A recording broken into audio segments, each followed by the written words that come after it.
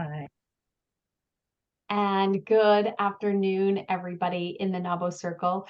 Welcome to your masterclass. This is December 2023, and we get to talk about succession planning today. And you know, we talk about this at least once a year because really we probably should talk about this every month, because I know this is something that is always on everybody's minds, and something that everybody in this group especially actually needs to plan for. So as you know, as you own a larger business, that means you have larger responsibility and you have people you're in charge of and more money you're in charge of, more responsibility you're in charge of. And that means you do not get to just run away when you are done. And so succession planning is super important. Yeah, exactly. And so today I am very excited to have Janise Graham with us. Now, Janise is the best-selling author of Leaving in Style Business Succession on Your Terms, because I know we all like to do things on our own terms too. So that's also equally important. She is a longtime NAWBO member. Janise, I think like 16 years or something. Like it's been a while, been a minute. She is part of the Inland Empire chapter as well. And as you know, we are recording this. And so I will be sending the link out later today. And not to waste any more time, I am going to turn it over. And so welcome, Janise. Thank you. And good morning to some and good afternoon to others. It's still morning for at least Amber and I. And I think so. Thank you. Thank you so much for having me. I'm so excited to be here and to have this conversation with you. I have some slides and I'm going to go through them. I really prefer the question part, so I'll work through that. But you know, if you don't mind, if you can give me an idea of what type of business you're in and have you even thought about succession planning? Want that in the chat, or you want to do a quick round? A chat is fine either way. Someone wants to shout, I take shouts. The chats are great. Okay, Molly. I'll throw one in there. I've been thinking about it for a while. I've had a valuation. I'm thinking in the next couple of years, because many people in my field, I'm a private practice owner for mental health, just let their stuff dwindle, which is a crime. And so I'd rather strike while the iron's hot and move myself into passive income at some point. Beautiful. Thank you, Bridget. I'll go. I actually met with a buyer. So someone actually made me an offer, but what was very clarifying about it is that I didn't want to sell. I didn't know that until I had the offer, and it was the exact offer I wanted. So it wasn't even like wrong price, but it just brought clarity. But I think he will stay interested for a while, and I'm interested to kind of plan it correctly. It just felt abrupt and too soon, and I'm not ready, but I want to understand like what the right journey is. So that's why I'm here. Thank you. Thank you. Awesome. And Karen Malm, and I'm like Bridget, I own a mental health agency. We're very similar in size, I think, in what we do. And I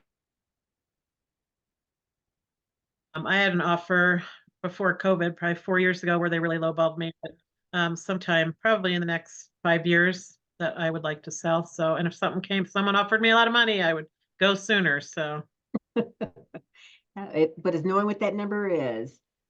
Ah, awesome. Brave Writer. Thanks, Julie. Language arts. Okay. Beautiful. That gives me a great idea. There's some across the board. Haven't thought about it, talk to a buyer. So we'll kind of cover a little bit of all of that.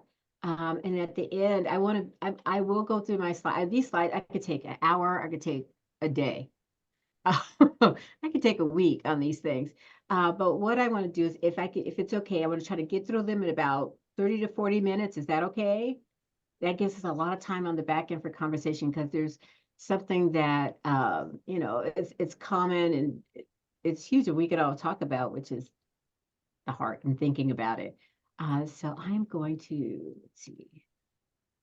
I have power to share. All right. So I'm really creative with my titles. As you can see, my title is the same as my book. It could change. It doesn't matter. But it's really what I believe. I believe that we should all leave in style and we should leave in under our terms. The information that I'm sharing is it's just that it's information. I am not an attorney. I don't play one on TV. I recommend that you speak to your financial and legal professionals in the process of considering your plan. So a quick overview of some of the things that we're going to talk about is just really I'm going to introduce the concept of succession because many of you have had that conversation. Some of you have not. Some people have no idea what it consists of. So we're going to just kind of gently go over some of the introductions of what business succession is. I'm going to share some insights and then some key tips. I learned through the stories, and I find that most people do. So along the way, I share stories to help help the points resonate with you. You know, the whole purpose is just to get people talking and not deal with the deep complexities of exit planning and succession planning. So I'm going to, you know, get us started, and hopefully this conversation will continue beyond today. All right. So what is succession planning? Succession planning is helping business owners connect the dots. You are brilliant at what you do, and everybody does something very different. And one thing that I find that's common is people go, I should have done that sooner. I should have known that. I should have started this. You only know what you know. So it's really connecting the dots and making sure that the journey that you're on and the path that you're on is the one that you want. And sometimes folks don't realize it until someone comes along and helps them with that. Growing the business. The reality is that for those who have offers and realize they don't want to sell now, this is a great time to look at the value of your business and decide if you want to scale it, grow it, expand it. And I have some stories that are quite interesting around that. And the reality is that this is the greatest transfer of wealth in our country. And the majority of the wealth is with boomers. And boomers are still a large part of business owners. So we have a lot of business owners that are boomers and a lot that are Gen X. And a part of that plan and that vision is to sell. But the reality is that only about 33% of businesses that go to market actually sell, and many times have a challenge with internal heir appearance. And so we're going to talk about that a little bit. So I like to share my why and how I got into this. Have you ever had one of those experiences where you know where you were when something major happened or you got a call? In my case, it was a call, and I know exactly where I was. I was here in Southern California, heading towards Temecula to visit a client early in the morning, pulled off the freeway, stopped at a Jack in the Box restaurant to look at my Thomas guide, if you know what that is. And I got a call, and it was my mom. And I can hear that there was something wrong. There was something in her voice. And she said, "What are you doing?" I'm like, "I'm going on a meeting." "Are you driving?" "No." "What's wrong?" You can hear that something's wrong. And she said, "Peyton crashed his plane." And this is not his plane, but this is the exact model that he had. And Peyton was a very dear friend of my mom's who had a very successful private investigation business. And he had the kind of business where his employees were your employees. So, for example, Nordstrom's was one of his largest clients because designer shoes started disappearing one shoe at a time. Well, we know somebody's going to steal a box of shoes, they're going to take both. So they knew it was something that was happening inside. His employees were in a hospital where medications were coming up missing. So that's the type of work he did.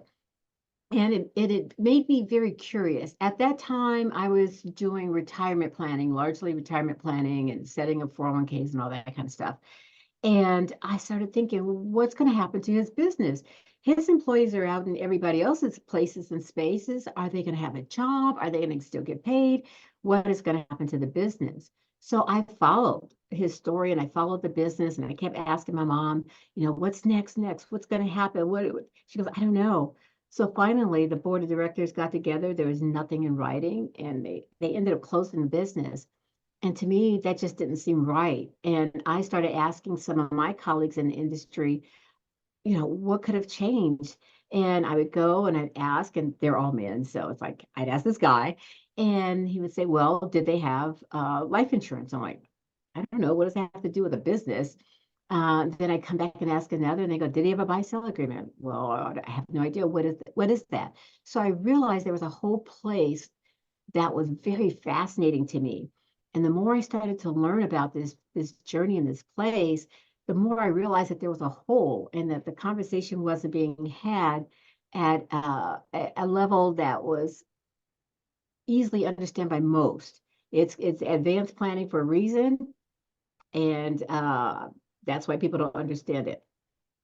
So, I started looking at the triggers, and some of the things that happen in Peyton's business also happens in everyone else's business. And the three that most people talk about are disability, death, divorce. Those are the three. But when I started looking at it, I tried to have a little bit more fun with it.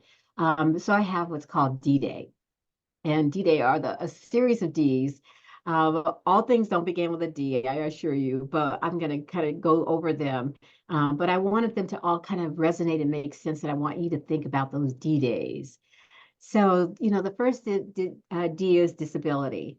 We have a greater chance of becoming disabled before we die. And oftentimes in planning and business succession, and even business in general, there's that what if someone dies? But the thing is, what if someone lives? What if that individual becomes, God forbid they get Parkinson's, or they're a dentist or doctor and they have tremors? They're still alive, and there's no poster child for what disability looks like. So taking into consideration how that affects your business is going to be huge. Because again, that is a greater likelihood. We know about the divorce, not your divorce, but that of your partners, maybe that of your shareholder, someone who's very key to your business. I have stories for all of these, but I've seen the stories where there has been a divorce. There's been nothing in writing, and that leaving partner or the spouse of that partner becomes a part of the business. I'm in California. It's a community property state. So, if my husband and I got a divorce, which we don't plan to do, but if we got a divorce, he automatically has a stake in this business unless we have something written to stipulate otherwise or to say otherwise. So divorce can be a very big disruptor in business and the growth of the business. Departure, and that was my fun way of putting, retirement. Maybe there's a dispute and there's one of the partners wants to quit, or there's a key person that's going to affect your business that's going to quit or get fired. So the departure of the leadership is one of the things that needs to be taken into account with the succession process. Dementia. So this would really represent memory decline. Someone starts becoming maybe incompetent in their role, and they're the key person, or they're the CEO, they're someone in the C-suite or leadership in the business. How does that affect the business? How does it affect the shares of the business, the way that it is run, the brain trust, the things that are in that individual's mind? Is there a standard operating procedure for things to happen in the event that there's a decline? The boss starts forgetting where they parked the car or put the keys, or, there becomes an issue. How is that addressed, and how can the business survive beyond it? Disease. And disease can be a lot of things. Cancer is huge. It's a distractor. Someone can survive it. It could be debilitating and become a disability. It may not. I've seen, I have a friend who she actually got rid of she had a staffing company, and she fought through breast cancer and survived it. But it's like, it was a disruptor for her business. So taking into account and addressing that in some type of succession strategy. Bankruptcy or debt, and that could be that of the business. You can't insure against the debt of the business per se, but even in a bankruptcy, you say, I have a business partner or shareholder who has a bankruptcy. It's none of my business. I have no part of that. Well, if they have ownership in that business, it becomes a party to their legal situation or that particular bankruptcy.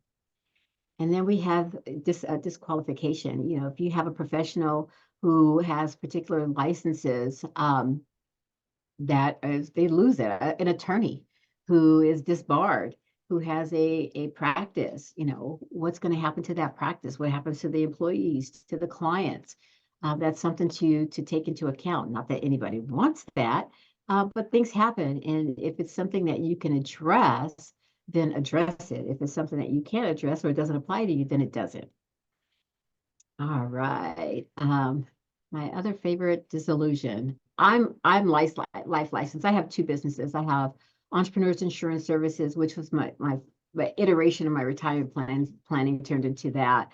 And then I have Leading in Style, which is my business coaching side. But for my life side, I'm licensed, and I think we had behavioral health here. There's licenses that are at play. If you lose your license, is there a provision for maybe someone to take over, a friendly competitor to buy? Addressing it. If you have someone that's in your business that's reckless, and you might want to have plans in place just in case, that's something to take into consideration. Now this one, okay, everybody's not going around getting DUIs, but I needed a D. But there are arrests and there are legal issues and matters that someone in the business can that can happen to someone in the business that could affect the business. It could be the business owner, it could be a partner, it could be someone who's created liability for the company because maybe they had an accident in a company vehicle. There are ways to protect the business from those, excuse me, those types of situations. And of course, the dreaded, we can't come back from, which is death. And this is the one that most plans are, if there's a plan in place, it is around death. But the reality is that of the businesses in the U.S., we have about 96% that are deemed to be small business according to the SBA, and we know those numbers can be skewed as to how they look at it. Of those businesses, only about 35% say that they have a plan in place, which means that there's 65% who don't. Now, if someone were applying, let's say, for an SBA loan, the SBA takes into account death. If you're applying for a loan, you have that personal guarantee, but they also look at collateral. I've written policies for SBA loans because they utilize it for collateral assignment. If there's an offset or a deficit in the collateral, they will use life insurance. And I always say, I'm not here to change the SBA, but like they really need to have disability insurance because that owner has a greater chance of being disabled and not being able to fulfill the loan than dying, or actually before dying, which could be a problem. When there's a succession plan or in place, you can kind of avoid several things. And those are unintended consequences. So with a succession plan, you can take into account what's going to happen to your shareholders, to your clients, your valued clients. If there's something that happens to you, the show must go on. I was talking to a gentleman here that worked for Southern California Edison, our local utility, and we were having this succession conversation. And he said, you know what, Janise? He goes, I have a business owner who was avoiding my calls. I knew he was sick, but now I can't even get him on the phone. And I was like, oh, that could be a lot of things, Well, he could be in the hospital, or he could be in a place where he can't fulfill that contract. So there are unintended consequences. And in the case of, not having a plan at all, there can be unintended business owners. We talked about that of a former spouse, but also by not having a strategy or plan, you may have a shareholder or partner or someone who decides they want to sell to someone that you don't even know or like, or could be your competition. So it's important that in looking at the entire landscape of succession, that you can take into account some things. There's some things you don't have control over, but if you have a way of putting provisions in place, you put them in place to protect yourself for what you can. So these are some of the most common succession strategies. And this is if you are exiting. And one of the most common, and I'm not sure if that buyer was friend or foe, but having the the opportunity to choose your successor. If you're going to sell, even on the to the public as a sell, you can say, I want to sell to my competitor. There is a lady here in California. She's my muse, one of my I love her, one of my mentors, who had a very successful box company. She did boxes for See's Candy, which is I think it's a West Coast company. It's huge. As a matter of fact, Warren Buffett owns it. But she did the boxes for See's Candy. She did boxes for luxury perfumes and cosmetics. And she grew her family business from 2 million to 40 million. When it came time to sell, she decided to sell not because she didn't enjoy the business, but she was getting a little bit older, and she says, I wanted to stay on top of the game. And in order to stay on top of the game, I needed to invest another 9 million in equipment, and I didn't want to take on that type of debt at this age. So she had children who did not want to transition in the business. So she went to a very large family-owned French company, and they did their due diligence, and they acquired the business. They were equally yoked. They had the same vision, the same mission. So she chose who was going to buy her business. An investor sale, that's going to be another common. Your business brokers, your M&A people, mergers and acquisitions, well, it can help if you're looking to just do an investor sale. There's some companies that like the option of selling to the employees. Here in California, and they might be in other states, there's lots of companies. There's Winco. I think there's a huge milling company up in up north that has employee stock ownership plans. A lot of people think that to have an employer stock ownership program in place, that the employees are now in charge. You're still in charge. There are ways to exit gracefully using that type of option. And then, of course, family transition. In the case of my friend Jan, her kids didn't get along, so family transition was not an option. But in some cases, it is. I happen to participate in a local family business center that we have at a college nearby. And there's tons of families. As a matter of fact, here in the Inland Empire, I'm in inland Southern California. We call it the Inland Empire. But this is one of the largest communities in the nation for family-owned businesses. So that may be a viable option for you as well.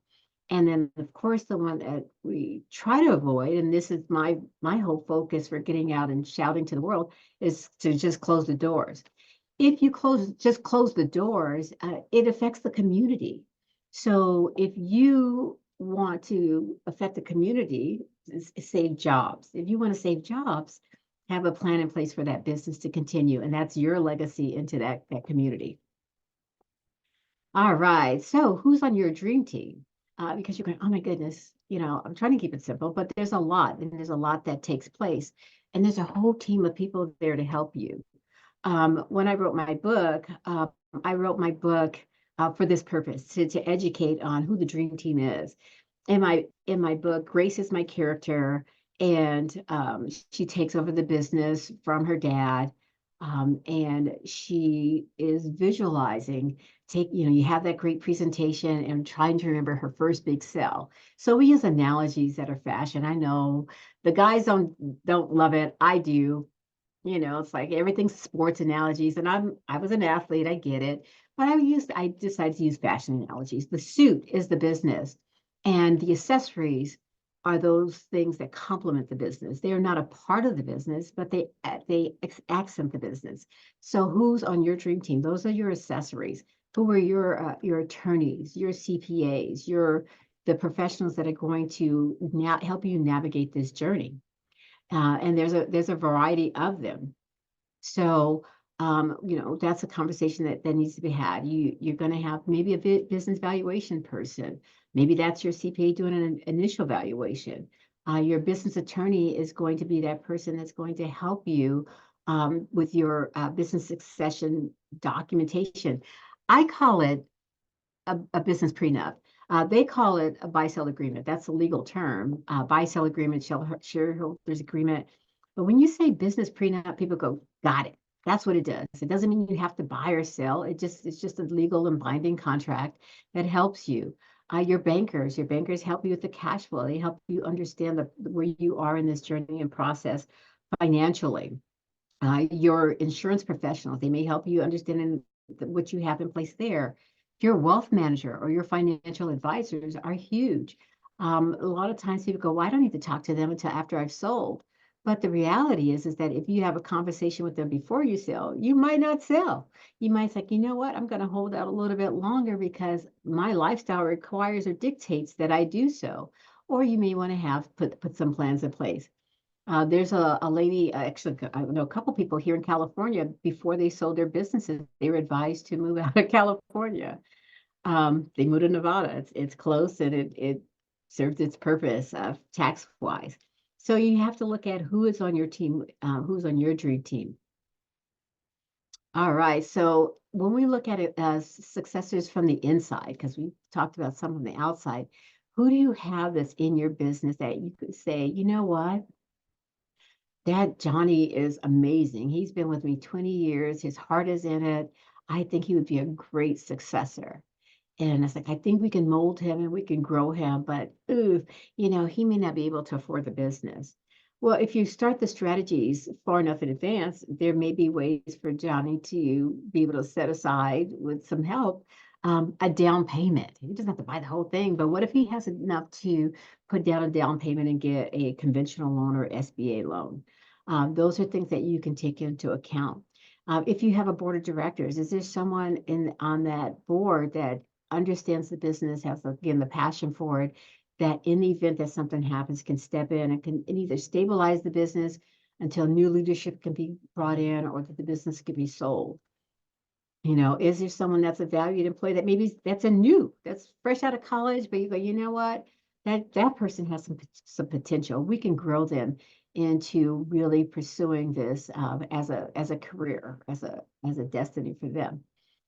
Or even a family member. They may be family members that were inside of the business or someone that's outside of the business who has an interest in the business. It's like, who is it that you can kind of look around at the landscape and say, this is someone that, with some help, we can really get them to do some things around here. And of course, again, that friendly competitor. The nice thing about having colleagues is that you can share trade secrets if you want. That's up to you. But you have an understanding of what's going on. In my industry, I call my colleagues just that, colleagues. I mean, it's like it's friendly competitors, but they are the good guys. So they're my colleagues and my friends. And if something happens, that's who I would lean to, those that already understand the industry and the space and may be able to help out. So it's like, okay, where do we start with all of this? And when do we start? So often I hear new business owners, and it comes up all the time. I was told that when I start my business, I need to plan to leave or plan an exit. That's such an overwhelming concept. Because to start a business, you need to start the business. You need to understand and build the landscape and the structure of that business. And to start talking about an exit is overwhelming to them. So I always say, it just starts with conversations. Let's underwhelm you. My whole vision and purpose for having this conversation is to underwhelm individuals so that we have more than 35% of business owners with a plan. And it starts with the conversation, and that conversation may look like, well, I'm thinking about traveling in 20 years from now, or I want to hang out with the grandkids. You don't have to use the word retirement. I find that a lot of business owners don't. That's a term that's often deemed when you have working for someone and have a set date. I'm going to retire. But business owners go, I'm going to move on to my next journey, my next big thing. So start the conversation, keep it light and keep it simple. It can get more complex, but let it get complex naturally. It's gonna, there's gonna be conversations that need to be had that are gonna go a lot deeper. And manage your expectations. What is it that you're looking to get out of it? If you have a short horizon, it's going to be a little bit aggressive. If you have a long horizon, you have a lot more time to put together a vision, to tweak it, to start bringing up leadership or grooming someone for it. But also put everything in writing. And it doesn't always have to be a legal written thing that you, when you're starting the conversation, but get the flow. Maybe you create a document and you start to revisit it.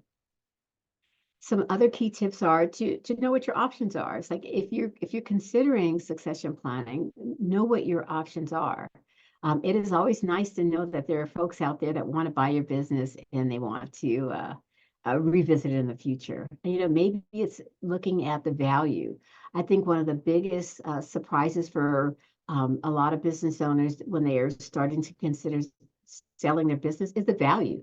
The value of your business might be $20 million in your heart, and then you have a valuation done and it's like, oh, your business is worth $7 million, $5 million.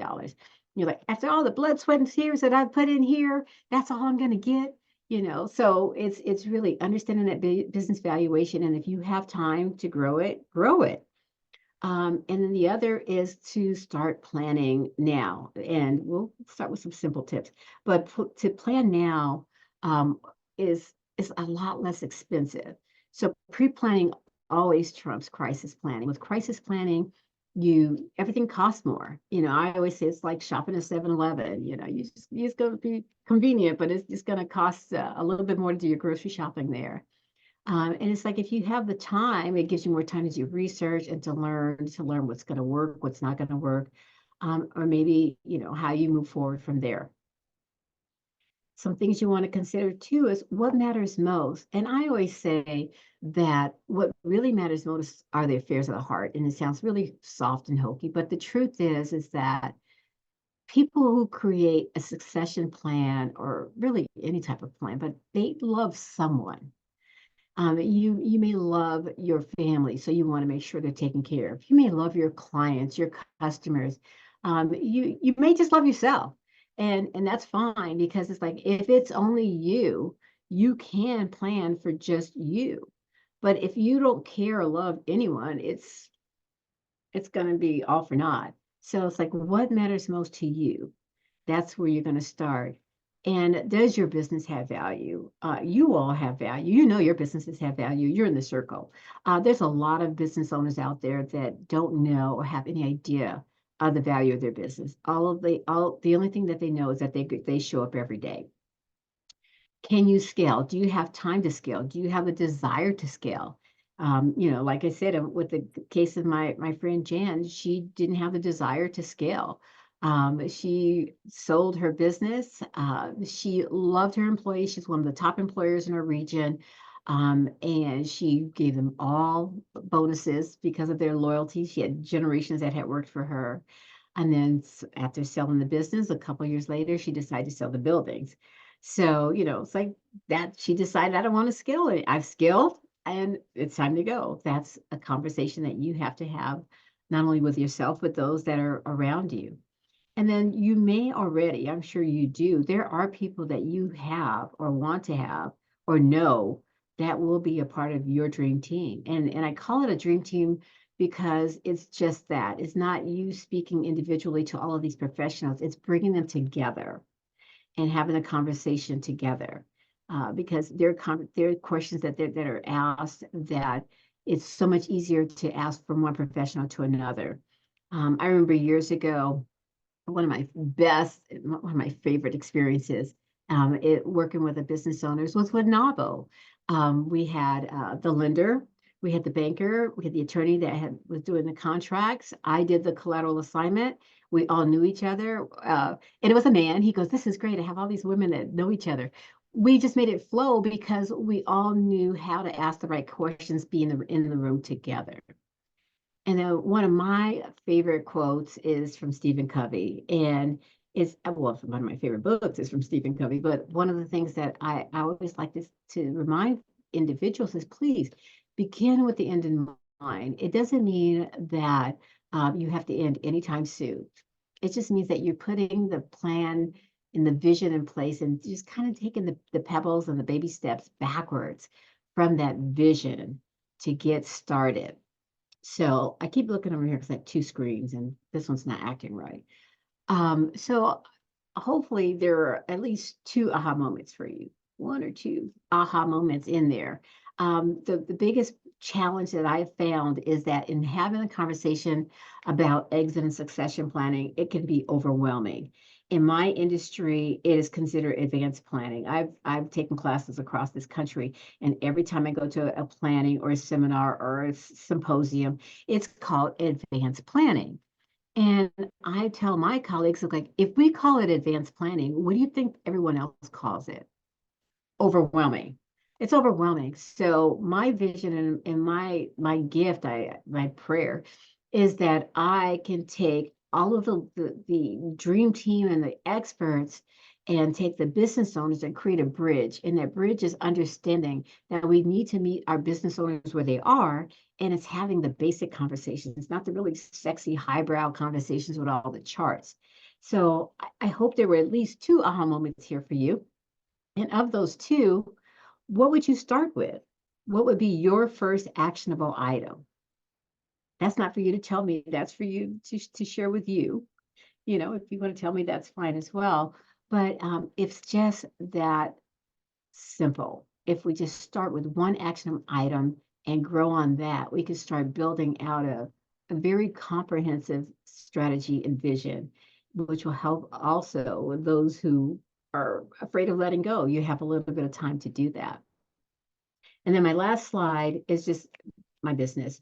I have a little white paper. It's here. It's 5 problems that affect the value of business and prevent you from selling, retiring, and exiting, and how to fix them fast. It's just a little quick, easy read. If it's something you're interested in, just drop a note to success@leadinginstyle. I'd be happy to share it with you. And then that is my book. As you can see, there's a woman on the cover. I've gotten some advice from some nice men that the next time that I do a new revision, that I should also add men to the cover. And one of my colleagues, I was on a No. Zoom. Oh, I know. I had one guy tell me, he goes, Janise, I read your book. It's on Amazon. And so I looked, I'm like, oh, here we go. He said, I read your book. He goes, actually, it was pretty good. But, it was a little girly. No, don't you think it was a little girly? And I said, yes. And then I said, no, it's just a business book. He goes, well, I wanted to buy it for one of my clients. And, he's going to look at it and say, this is a book for women. And I said, well, then you tell your client, now he understands what women have had to go through to get information all of these years. I said, it's a business book. It's a story. It's a case study. I've read over probably at least 6 or 7 books on this topic. They've been written by mostly men. There's been a few women, but every time that there is a case study on exit and succession planning is a man in business. And I said, rumor has it that women are in business too, So he just kind of went, oh, and some of the guys on the Zoom call kind of like, aha, it was an aha moment for them. We will pick up a book and read it. We don't care who's on the cover. We want the information that's on the inside. But this book was written for professionals to be able to hand out to business owners. I wrote it for business owners to understand it because I wrote it as a story. And I just peppered the story with different experiences that I've had. But also, if a CPA were to hand this to their prospective client or their client, a banker, an attorney, it would better help that business owner understand how they can serve them and how they can help them. So, that's where I am. And I'm going to cut off slide because I want to see all of y'all. There you go. So hopefully that was helpful. I'm so glad you're not going to put a man on the next cover. Oh no, I told Mamas. please. Even in the book, Grace is my character. Her CFO is a man, and originally this is the second iteration of the book. The first iteration, I wrote it, I finished it in 2018, and it was kind of like a technical guide, a how-to. And my editor read it, and she said, I got a lot out of your book. She goes, but I'm just a small business owner. It went over my head. And then I said, well, then it's wrong. Because that's my whole purpose is to save the world one small business owner at a time. It's wrong. So we scrapped the book, we scrapped the cover, we scrapped everything but the title. And then I said, I'm going to write it as a story because stories resonate with me. It's already a complex conversation. Why don't we make it, a story? So in that process, Joe was going to be Grace's business partner. And I was like, oh no, because then his voice overshadows her voice. So he became the employee. I have no intentions. This was divinely ordained. This. I have no intentions of putting a man on the cover. The cover might get modernized or changed along the way, but there are women in business who need to be seen and heard. We all know that. Look where we are. So it is truly, that's what she's doing. It is what it is. I love it. I totally agree with that. I work in the homeschool space, and I wrote my first writing manual to mothers, and I would hear from these dads saying they couldn't relate to it. And I would always say back to them, we've been reading books that feature men for our entire existence, and we're able to make that cognitive leap. I think you can do it. I trust you to do it. So that's how I feel about your book. I love it. It's great. Thank you. Thank you. But it took a long time. I mean, this was a journey. Peyton's passing was in 2001, and I don't know. I mean, I didn't know what to do, and I just really started learning and listening and learning and reading and getting involved. And along the way, it's like I have to do this. I just have this compulsion. But then it was the fear of, what if my colleagues, because they're all men, I love them. I have wonderful middle-aged men friends. But it's like, what if they say she doesn't know what she's talking about? All of those voices. And I realized, you know what? I got this. And now when they give me these great ideas about changing my cover, or maybe not using accessories as an analogy, like whatever. Look, I'm tall. You can't tell. I'm 5'9", but I did play basketball. I was a high jump. I was a sports girl. And I understand sports analogies, but I was like, yeah, I also have a fashion degree. So there. Are you taking questions about the Absolutely, content? yes, most So definitely. the main question I have, I did succession planning with a trust and all of that this year. So that was my first time getting that organized. And the person who showed interest in buying my company is actually the son of my right-hand employee. So he's 41, he's at the perfect age, he understands the business, etc.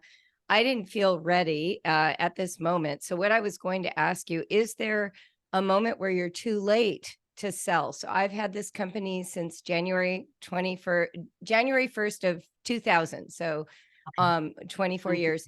And it's stable. It has good revenue and, healthy bottom line, all of those things. But I've been told by other people who are in my space that you can miss a moment where the value declines, or you suddenly didn't capitalize at the right time. Do you know what those markers are? Do those exist? Is that different for every industry? Is there guidance that you have that way? You can miss a moment, but the reality is that you can miss a moment in anything. As far as an industry, you know your industry best. Would it vary from industry to industry? Absolutely. But the truth is that we live in an environment, and that it could change tomorrow. I mean, I know people who were looking to sell in pre-COVID, and then they couldn't. I mean, so I don't think there's a great predictor. You have to know your industry, you have to know your numbers, you have to know your bandwidth and how much time you want to put into it, how much you want to grow it. There's no, that would be like the crystal ball, the great Okay. question. But the best thing that I can say is get the plan. You have a plan in place, but get your plan started, and just follow it. It's that conversation that you need to have I say every year. Yeah. If you do an annual meeting, invite your advisors in, invite the team in, and just have that quick conversation. Some of them are billable hours. You're going to pay for them anyway, but invite them in, have that 1 hour conversation with everyone there. Always revisit it, because one of the worst things that can happen with a buy-sell agreement, that's not the worst. The worst would not happen is not having one. But one of the challenges that happens is that individuals will put an agreement in place. And if you're the sole owner, you can have what's called a one-way buy-sell agreement as well. but you have a plan in place that had a marker of the business and the value of the business, and it was never revised. So revisiting it annually, you kind of, how's the weather? Okay. Absolutely. So you're already started the process. You have an eye on an heir apparent. He may be worth grooming. Mm-hmm. But no, there's not a magic number or day. Is there benefit in bringing them in? Like one of the thoughts I had, but I just don't know how these things work. I mean, I like having less involvement in the day-to-day operations. I have a lot of things that I can do independently that benefit the business and vice versa. And so I wondered even about offering like a CEO position or bringing him in first as a consultant, working our way up to that over time purchasing. Do you address that in your book and in your work? We address it. It is in the book because it's a story. But as I have this young lady, there's a young lady local, and everywhere she goes, she carries my book. I don't even know if she knows I'm going to be there or not. She goes, "I'm a fangirl." I'm like, "Well, I don't know what that's like, but this is cute."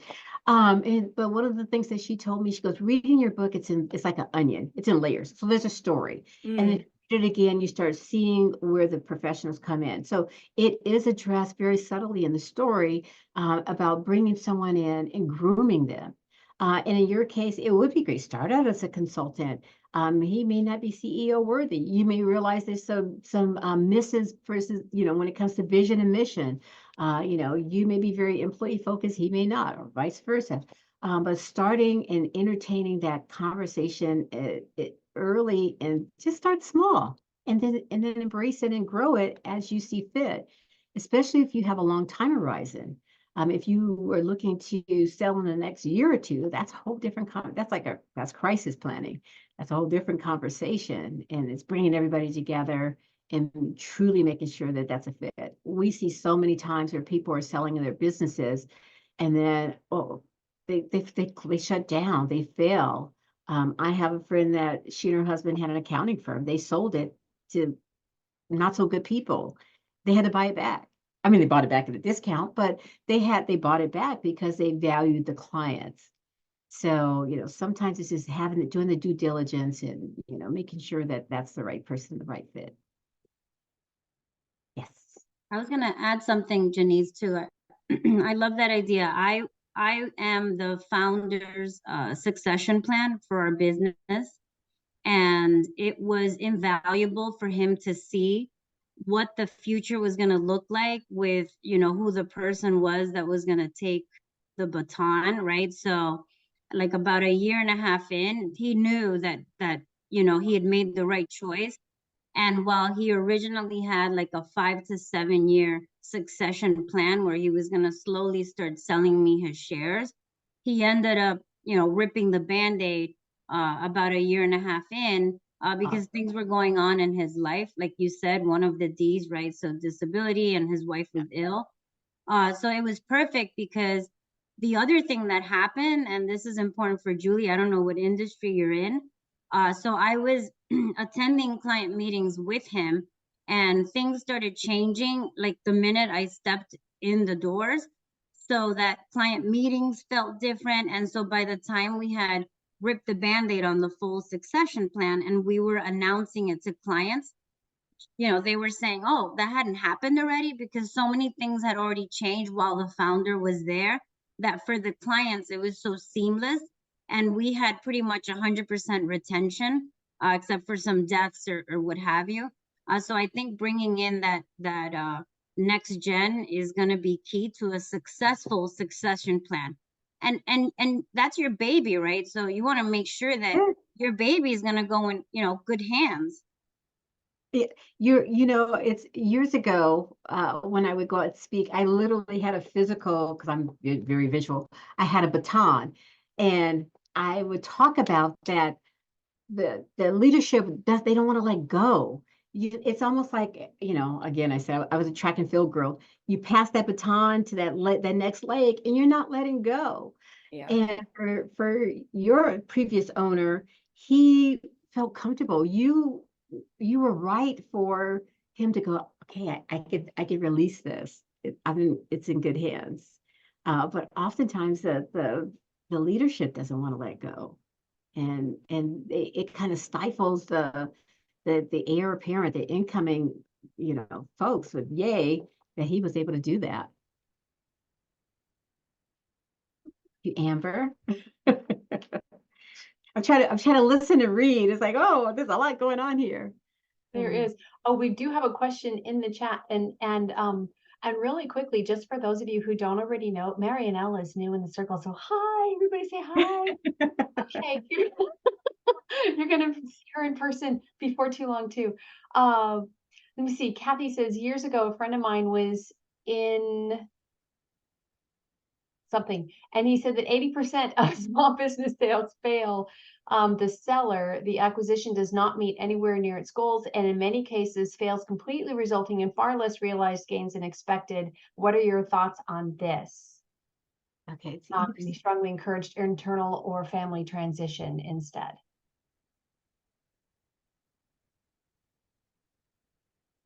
Did you get it? No. I'm gonna just our experience. So when we took over the business in 2017, we've tripled the revenue and the size and the employees. So I think the secret sauce was the fact that I was with him about a year in, kind of shadowing him. So that's why I love Julie's idea of bringing him in at some capacity.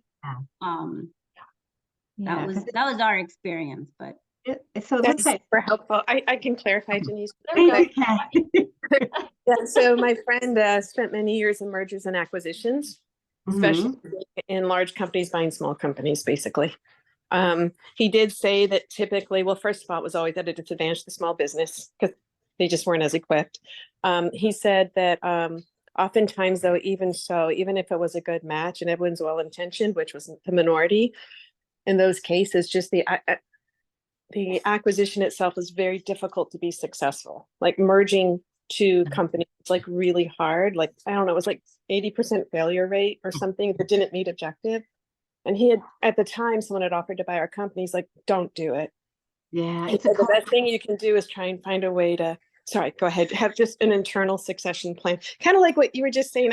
I'm sorry, I couldn't see who was talking, but bring someone in and just, take it on that way. Yeah. That's okay. So yeah, got it now. So that's a culture. That's a when you don't have, when they're not on a line. So I have another friend that did a distribution of ball bearings, and she was going through a sale.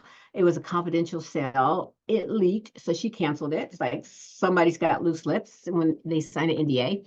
So she didn't. She's like, it stopped.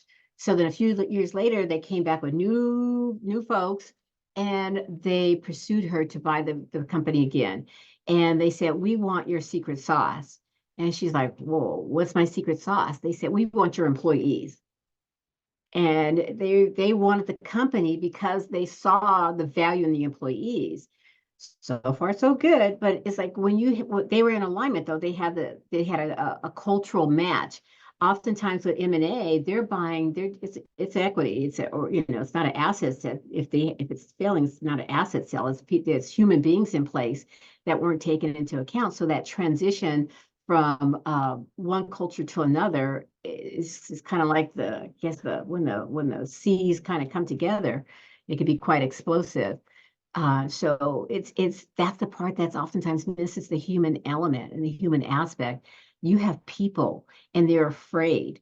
And if you have someone that's acquired the company and they're not taking that into consideration, it's a good chance that the vision wasn't there. There's no alignment there.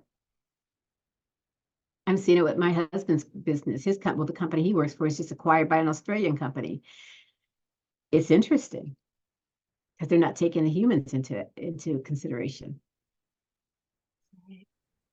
Nan's got her hand up. Man. Hi, Janise. In one of the businesses I sold, I put as part of the condition that they honor the anniversary dates of the employees. And that made a huge difference in the transition of the employees because they, had built up, some of them, quite a few years. Right. And and then they could transfer over at their benefits at that level. And that loyalty, they're more inclined to, they want a job, you know, and that sense of loyalty it's lost a lot, but it's huge. And I know it's 11. Kimberly has a question. Can I answer it really quick? Yes, and Okay. and if anybody does have to jump, nobody's gonna think bad if you have to jump. But if you No, can no. stay, Kimberly's question, please do. Yes. So Kimberly, oh my goodness, the employee stock ownership programs are, it is a way to, I want to keep it as simple as possible because there's different ways of doing it. It is a way to sell the company to the employees, still maintain a sense of leadership, and be able to exit or retire with the business intact, and then new leadership comes in. So it's almost like, I'm trying to think of a good visual. I can't think of one right now, but it's like it's a way to have ownership. I guess like you would say, the car dealers, the people that do stocks for the employees. It's similar, but not. And it's really complex. That one's a tough one because I know people that specialize and that's all they do is ESOPs. But it's really designed as a way for the employees to buy into and have ownership into the business, and as the business grows, they grow with the business, but they're still not a part of the day-to-day leadership per se. But that leadership can exit and have the business stay intact, and then have new leadership come in. That's a really rough way to explain that. Because it's weird. I mean, my brain is going in two different directions because I know two different ways to do it. But that's it. There is ownership in the business. Kind of like a 401k, but not.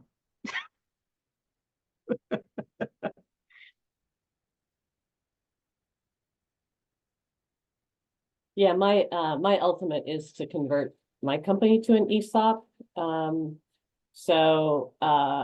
And it's traditionally been really expensive to go from, an ownership of like an LLC to employee ownership.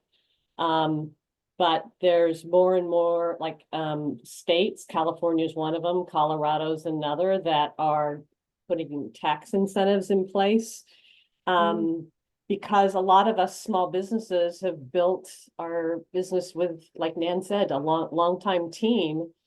And that's the real value of the business, is that team. And so giving them ownership in the company. And as Janise said, it's different from the leadership. So Yes. ownership is different from leadership. And if you keep those separate and just think, who would be the leadership team, but that everybody in the company has some kind of ownership, that they're given, whether it's based on seniority, based on, some level of results and length of time, that can all be determined. Yeah. But, and I can run in and put their feet on your desk. That's not going to happen. Yeah. So with an ESOP, is the original owner ultimately selling in the end, or are they still kind of keeping the leadership role? They're selling in the end, but they're the leadership. They are the leadership, but ultimately they're selling. But it's not the type of thing where the employees are now the leaders, and they're not the boss of you per se. But it's oh my gosh, it is very complex, and it's like I need to work on simplifying that, like I've simplified everything else, because it sounds like most people think I'm the leader and the owner. But when you have the employees that are owning and taking ownership of that company, they're all, it's like as the business grows, they get to grow with it, but it does not change the leadership or the vision and focus of the leadership, or who then in turn comes in as leadership. Yeah, it's also, if you think about a public company having shares of stock, this is you create an internal pool of stock that's only available for employees. And so if you've got, 10,000 shares in the company, that 10,000 gets divided up amongst the employees and you have some pool available, but the open market can't buy and sell. The only people that can buy and sell are internal to the company. So And that's the way I vested think of or it. not vested. Right. Sounds Okay. messy. It- when done right, I mean, a lot of times it is messy.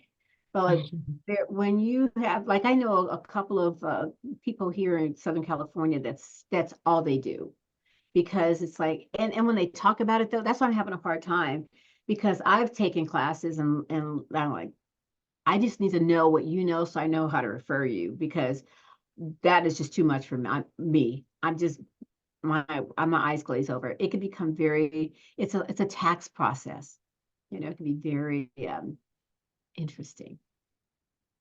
Yeah, very, very complex. Yeah. All right. Any other questions? Anything else before we close, ladies? This has been so great, Janise, and you are such a resource. Thank you. You are amazing. And this is not the last time we'll be having a conversation like this in the circle, of course, because every single person in the circle needs a plan in place. And so we will continue to always be talking about exit planning, succession planning, figuring out how you want to leave on your terms, and figuring out the what ifs. So, Absolutely. not to steal Diana Dibble's what ifs. But she's really great too. Also in the circle. Okay. We've got so many great resources.